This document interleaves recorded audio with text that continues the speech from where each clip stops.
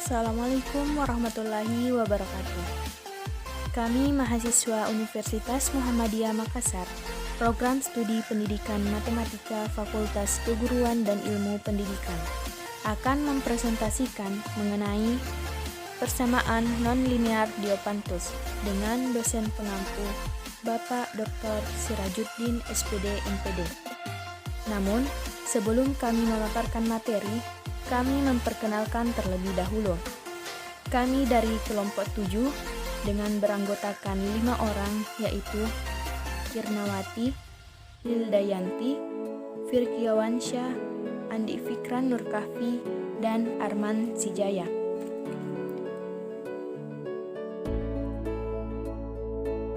Assalamualaikum warahmatullahi wabarakatuh. Kami dari kelompok 7 akan menjelaskan tentang persamaan nonlinear Diopantus. Nah, dalam persamaan nonlinear Diopantus ada 3 yang akan kami jelaskan. Ada 3 subbab, di mana yang pertama adalah triple Pythagoras, yang kedua adalah Fermat-Last theorem, yang ketiga adalah jumlah kuadrat. Nah, untuk materi yang pertama, triple Pythagoras akan dijelaskan oleh saya sendiri. Perkenalkan, nama saya Irnawati. Dan untuk materi selanjutnya, Fermat-Last theorem akan dijelaskan oleh Hildayanti dan Fikriawansyah. Nah, materi yang terakhir atau materi yang ketiga, jumlah kuadrat, akan dijelaskan oleh Andi Fikran dan Arman Sijaya. Sebelum masuk ke materi triple Pythagoras, alangkah lebih bagusnya kita mengetahui apa itu persamaan nonlinear Diopantus. Dalam matematika, persamaan Diopantus adalah persamaan polinomial. Biasanya dalam 2 atau lebih tidak diketahui. Sedemikian sehingga hanya bilangan bulat dari 0 bilangan penyelesaian yang dapat dicari atau dipelajari, atau penyelesaian bilangan bulat sedemikian sehingga semua yang tidak diketahui mengambil nilai bilangan bulat. Persamaan Diopantin terdiri dari persamaan linear dan persamaan non-linear. Persamaan ini pertama kali ditulis oleh Diopantus pada tahun 250 Masehi di dalam bukunya yang berjudul Aritmatika. Nah, buku ini sekaligus dikenal sebagai buku aljabar pertama kali di dunia. Persamaan Diopantus linear menyamakan jumlah dari 2 atau lebih nominal, masing-masing derajat 1 di salah satu variabel dengan sebuah konstanta. Kenapa disebut dengan persamaan nonlinear Diopantus? Karena pangkat peubahnya lebih dari 1. Masuk ke materi saya, triple Pythagoras. Pada teori ini menyatakan bahwa kuadrat hipotenusa dari suatu segitiga siku-siku adalah sama dengan jumlah kuadrat dari kaki-kakinya atau sisi-sisi siku-sikunya. Hal ini akan dapat menentukan apakah sebuah segitiga merupakan segitiga siku-siku atau bukan dengan melihat panjang sisi-sisinya. Triple Pythagoras adalah 3 bilangan asli yang memenuhi rumus teorema Pythagoras dan sangat tepat untuk menyatakan panjang sisi-sisi suatu segitiga siku-siku. Nah, dapat disimpulkan bahwa apabila ada suatu segitiga yang panjang sisi-sisinya memenuhi triple Pythagoras, berarti dapat disimpulkan segitiga tersebut merupakan segitiga siku-siku hanya melihat dari panjangnya saja atau panjang sisi-sisinya saja. Rumus triple Pythagoras. Sebelumnya kita telah pelajari di SMP maupun di SMA rumus dasar dari triple Pythagoras, di mana rumusnya adalah jika kita ingin mencari sisi miringnya atau C yang mau dicari C-nya, maka rumusnya yaitu C kuadrat sama dengan A kuadrat ditambah B kuadrat. Nah, untuk mencari bagian B-nya, sisi B-nya, maka rumusnya yaitu B kuadrat sama dengan C kuadrat dikurang A kuadrat. Nah, begitu pula untuk mencari bagian A-nya, maka rumusnya yang berlaku C kuadrat dikurang B kuadrat. Untuk menentukan triple Pythagoras, ada pola khusus yang dapat kita gunakan agar lebih mudah kita pahami. Misalkan, diberikan P, Q, dan R adalah triple Pythagoras, di mana A sama dengan N, B sama dengan N dikurang 1, maka rumus yang berlaku yaitu P sama dengan A kuadrat dikurang B kuadrat. Dan Q sama dengan 2 dikali A dikali B. Dan R sama dengan P kuadrat ditambah Q kuadrat. Misalkan A sama dengan 2, B sama dengan 1. Maka jika kita memasukkan nilai-nilai tersebut ke dalam rumus yang tadi, maka untuk mencari P-nya sama dengan P sama dengan A kuadrat dikurang B kuadrat, maka P sama dengan 2 berpangkat 2 dikurang 1 berpangkat 2 sama dengan 4 dikurang 1 sama dengan 3. Untuk mencari Q-nya, di mana rumusnya adalah Q sama dengan 2 dikali A dikali B, maka langsung saja kita masukkan nilainya 2 dikali 2 dikali 1 sama dengan 4. Begitu pula untuk mendapatkan nilai R-nya, maka R sama dengan P kuadrat ditambah Q kuadrat, di mana sebelumnya kita dapatkan hasil dari P sama dengan 3, Q sama dengan 4, maka langsung saja kita masukkan R sama dengan 3 berpangkat 2 ditambah 4 berpangkat 2 sama dengan 9 ditambah 16 sama dengan akar dari 25. Maka akar dari 25 sama dengan 5. Begitu pula contoh, manakah di antara kelompok 3 bilangan berikut yang merupakan triple Pitagoras? Buktikan. Bagian A diberikan nilai 9, 15, 12. Bagian B nilainya 6, 10, 12. Nah, jika kita ingin membuktikan bahwasanya nilai-nilai tersebut triple Pitagoras atau segitiga tersebut triple Pitagoras atau bukan, maka kita memasukkan nilai-nilai A, B, dan C itu ke dalam rumus dasar yang tadi, ke dalam rumus dasar triple Pitagoras, di mana A kuadrat ditambah B kuadrat sama dengan C kuadrat. A sama dengan di soal bagian A, walaupun nilai-nilai yang dimasukkan adalah 9, 15, 12 tidak terurut, maka perlu kita pahami bahwasannya nilai yang terbesar dari suatu panjang sisi tersebut adalah C. Karena kenapa kita masukkan ke nilai C? Karena merupakan sisi miring atau sisi yang terpanjang. Maka kita masukkan ke rumus A kuadrat ditambah B kuadrat ditambah sama dengan C kuadrat, maka A sama dengan 9, B sama dengan 12, C sama dengan 15. Berarti 9 berpangkat 2 ditambah 12 berpangkat 2 sama dengan 15 berpangkat 2. Nah, untuk membuktikan bahwasanya itu triple Pitagoras atau bukan, maka jika ruas kiri dengan ruas kanan merupakan nilai yang sama, berarti itu merupakan triple Pitagoras. Langsung saja kita jumlahkan. 9 berpangkat 2 sama dengan 81, 12 berpangkat 2 sama dengan 144, dan 15 berpangkat 2 sama dengan 255. 81 ditambah 144 sama dengan 255. Ruas kiri dengan ruas kanan sama, berarti angka 9, 15, 12 merupakan triple Pitagoras. Lanjut saja kita melangkah ke bagian B. 6, 10, 12. Untuk membuktikan bagian B 6, 10, 12 triple Pitagoras atau bukan, sama saja penyelesaiannya dengan bagian A.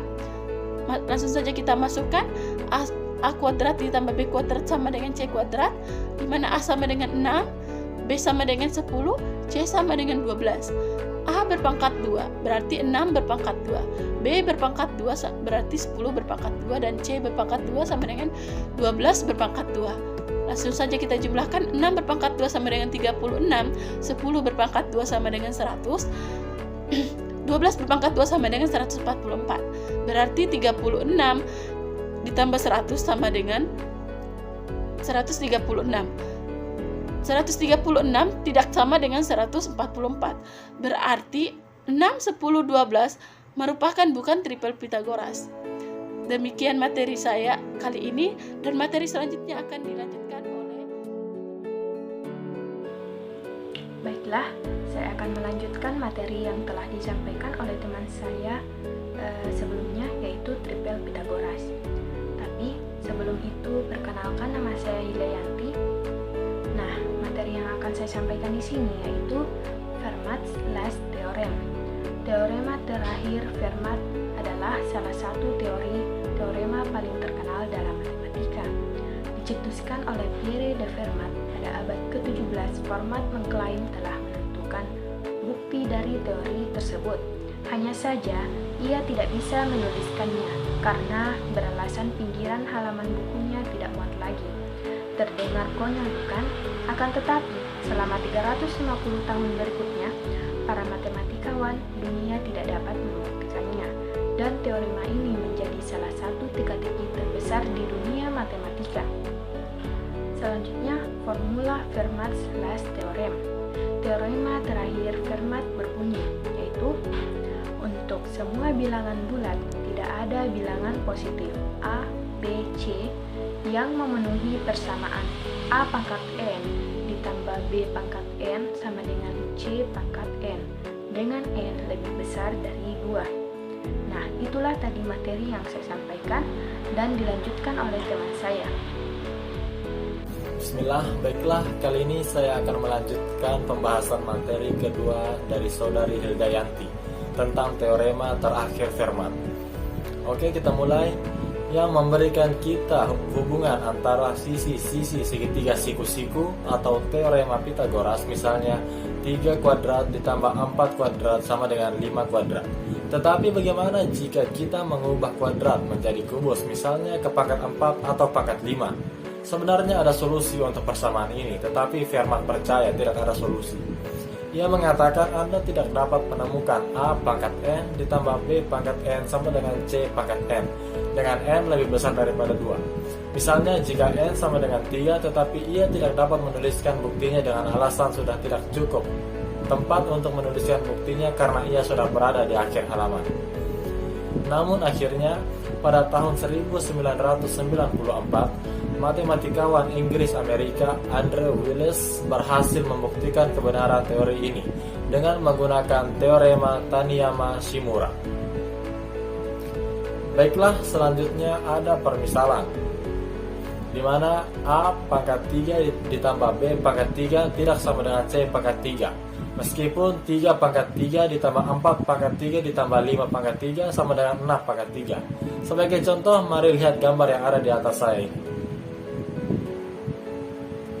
Nah, pada gambar itu dapat dilihat keduanya memiliki jumlah digit yang sama dan 8 digit pertamanya yang berangka sama. Hal ini tentu saja cukup mampu menipu kalkulator tahun 1995. Padahal sebenarnya mudah untuk melihat sekilas bahwa persamaan ini tidak mungkin benar. Mengapa? Karena suku pertama dan operasi di atas genap dan suku kedua ganjil genap ditambah ganjil akan menghasilkan bilangan ganjil. Tetapi hasil di atas menunjukkan hasil bilangan yang genap. Baiklah, sekian materi dari saya. Saya lanjutkan ke pemateri selanjutnya. Akan melanjutkan persentase dari kelompok 7, yaitu jumlah kuadrat. Jumlah kuadrat adalah jumlah variasi di mana variasi didefinisikan sebagai sebaran antara setiap nilai individu dan rata-rata. Untuk menentukan jumlah kuadrat, jarak antara setiap titik di mana titik data dan garis yang paling sesuai dikuadratkan lalu dijumlahkan. Nah, untuk menentukan akar-akar suatu persamaan kuadrat dapat dilakukan dengan cara yang pertama, pemfaktoran. Pemfaktoran adalah cara mencari bilangan-bilangan atau ekspresi-ekspresi yang jika dikalikan akan menghasilkan bilangan atau persamaan yang diberikan. Nah, untuk bentuk umumnya sendiri yaitu AX pangkat 2 tambah BX tambah C sama dengan 0, di mana A tidak sama dengan 0. Untuk contoh pemfaktoran, X pangkat 2 kurang 2X kurang 3 sama dengan 0, di mana X pangkat 2 kurang 2X kurang 3 sama dengan 0 ini kemudian difaktorkan, maka akan menghasilkan X kurang 3 dan X kurang 1, di mana nilai X min 3 sama dengan 0 atau nilai X sama dengan 3. Untuk nilai X tambah 1 sama dengan 0, di mana nilai X nya sama dengan minus 1. Ingat, A tambah B sama dengan 0 berarti A sama dengan 0 atau B sama dengan 0. Untuk himpunan penyelesaiannya yaitu 3 dan -1. Kemudian cara yang kedua yaitu melengkapkan bentuk kuadrat sempurna. Konsep dasar dari metode melengkapkan persamaan kuadrat sempurna adalah merubah persamaan kuadrat ax pangkat 2 tambah bx tambah c sama dengan 0 menjadi bentuk umum melengkapkan persamaan kuadrat sempurna. X tambah p pangkat 2 sama dengan q, atau x kurang p pangkat 2 sama dengan q. Q lebih besar atau sama dengan 0.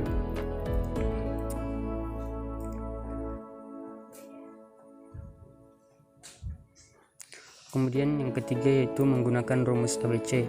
Rumus ABC atau yang lebih dikenal sebagai rumus persamaan kuadrat tersusun dari huruf A, B, dan C, di mana masing-masing adalah koefisien dari x pangkat 2, koefisien x, dan konstanta. Rumus ini biasanya digunakan untuk penyelesaian masalah hitungan yang rumit, dan rumus ABC mempermudah proses perhitungan menjadi lebih mudah dipahami dan dimengerti. Untuk rumus ABC sendiri yaitu x sama dengan minus b plus minus akar b pangkat 2 kurang 4 AC dibagi 2a. Contoh, tentukan akar-akar dari persamaan x pangkat 2 tambah 8x tambah 12 sama dengan 0 menggunakan rumus ABC. Untuk pembahasan jawabannya di sini rumus umumnya yaitu x sama dengan minus b plus minus akar b pangkat 2 kurang 4 AC per 2a, di mana nilai b nya sama dengan minus 8, nilai b sama dengan minus 8 plus minus akar 8 pangkat 2, di mana 8 tadi adalah nilai b dikurang 4 kali 1, untuk satunya sama dengan nilai dari a, kemudian 12 nilai dari c per 2 kali 1. Jadi minus 8 minus 8 plus minus akar 8 pangkat 2 kurang 4 kali 1 kali 12. Hasilnya sama dengan x minus 8 plus minus akar 64 kurang 48 per 2. Kemudian x sama dengan minus 8 plus minus akar 16 per 2. Hasilnya yaitu minus 8 plus minus 4 per 2. Kemudian minus 4 kemudian x1 dan x2 nya minus 4 dan 2. X1 nya sama dengan min 4 kurang 2 sama dengan min 6. Kemudian untuk x2 nya sama dengan minus 4 tambah 2 sama dengan minus 2. Nah, untuk himpunan penyelesaiannya yaitu minus 6 dan minus 2. Bentuk akar persamaan kuadrat dengan akar x1 dan x2 adalah x dalam kurung x kurang x1 dan x kurang x2 sama dengan 0. Tentukan persamaan kuadrat yang akar penyelesaiannya adalah 3 dan 7. Nah, untuk penyelesaiannya diketahui akar-akar persamaan kuadrat adalah 3 dan minus 7. Berarti bisa ditulis x1 sama dengan 3 dan x2 sama dengan minus 7. Kemudian kedua akar tersebut bisa disubstitusikan ke persamaan x kurang x1, x kurang x2 sama dengan 0, sehingga penyelesaiannya menjadi sebagai berikut, yaitu x kurang 3 kali x kurang minus 7 sama dengan 0. X kurang 3 kemudian x minusnya jadi tambah, yaitu x tambah 7 sama dengan 0. Maka hasilnya x pangkat 2 tambah 7x kurang 3x kurang 21. Jika disederhanakan maka hasilnya sama dengan x pangkat 2 tambah 4x kurang 21 sama dengan 0. Jadi persamaan kuadrat yang akar-akarnya 3 dan minus 7 adalah x pangkat 2 tambah 4x kurang 21 sama dengan 0. Assalamualaikum warahmatullahi wabarakatuh.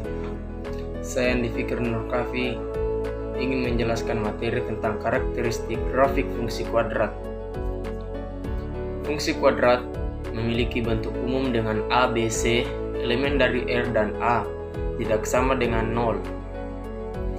Dari bentuk aljabar tersebut, grafik fungsi kuadrat dapat diilustrasikan sebagai bentuk lintasan lengkung atau parabola dengan karakteristik sebagai berikut. A. Jika A lebih besar dari 0, maka parabola terbuka ke atas. Dan jika A lebih kecil dari 0, maka parabola terbuka ke bawah. Dan jika D lebih kecil dari 0, maka parabola tidak memotong maupun menyingkung sumbu X. Dan jika D sama dengan 0, maka parabola menyinggung sumbu X. Dan jika D lebih besar dari 0, maka parabola memotong sumbu X di 2 titik. Adapun langkah-langkah yang diperlukan untuk membuat sketsa grafik fungsi kuadrat Y sama dengan AX kuadrat tambah BX adalah sebagai berikut. A. Menentukan titik potong dengan sumbu X diperoleh jika Y sama dengan 0. B. Menentukan titik potong dengan sumbu Y diperoleh jika X sama dengan 0. C. Menentukan persamaan sumbu simetris X sama dengan B per 2A. D. Menentukan nilai ekstrim grafik Y sama dengan D per 4A. E. Koordinat titik balik sebuah grafik fungsi kuadrat adalah minus B per 2A dan minus D per 4A. Contohnya itu sketsalah grafik fungsi kuadrat fx sama dengan x2 kurang 4x tambah 3fx sama dengan x2 kurang 4x tambah 3. Jawabannya itu A sama dengan 1 lebih besar dari 0 karena parabola terbuka ke atas, dan B minus 4, C 3, D B kuadrat kurang 4AC, D minus 4 kuadrat kurang 4, 3, 4, 1, 3 sama dengan 4. D 4. Karena D lebih besar dari 0, maka parabola memotong sumbu minus X di 2 titik. Titik potong minus X, maka Y sama dengan 0. X kuadrat kurang 4X tambah 3 sama dengan 0.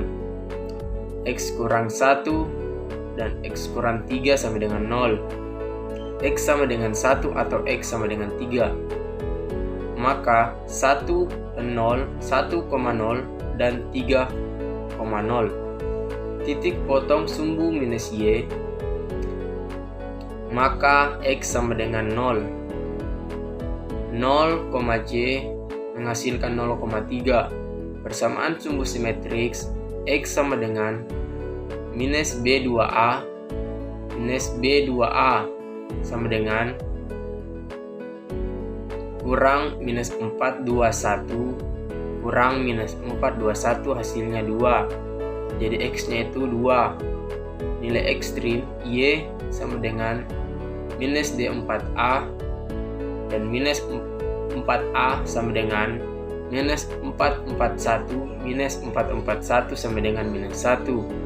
Jadi Y-nya itu hanya 1. Titik puncak P minus B2A dan minus D4A, P-nya minus B2A dan D4A, maka hasilnya 2, minus 1.